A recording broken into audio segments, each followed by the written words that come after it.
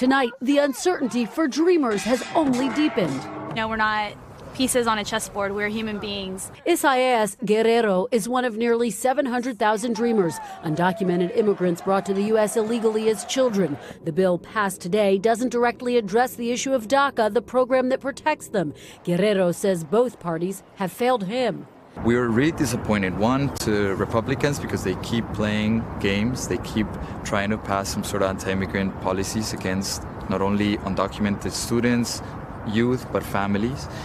And second, to Democrats, that they couldn't hold the line, that they couldn't say, we want this now. A federal judge has ordered the administration to keep DACA going, even though the White House wants to shut it down in early March. And if it ends, the dreamers, some who have been here for decades, may be deported. Under today's deal, Republicans are pledging that they'll allow a vote on the issue next month if it's not resolved by then. Today, President Trump hosted key Democrat and Republican lawmakers at the White House to start negotiations. But with a lack of trust on both sides. Negotiating with President Trump is like negotiating with Jell-O.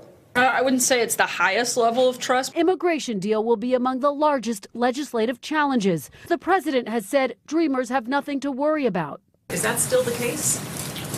I think we've been pretty clear that we want to find a solution on the DACA program. If DACA ultimately gets rescinded, it will be hard for President Trump to escape the blame since he's also said supportive things about it.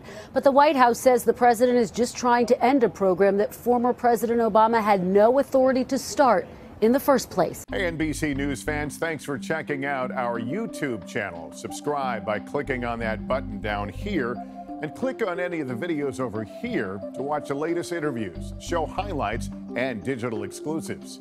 Thanks for watching.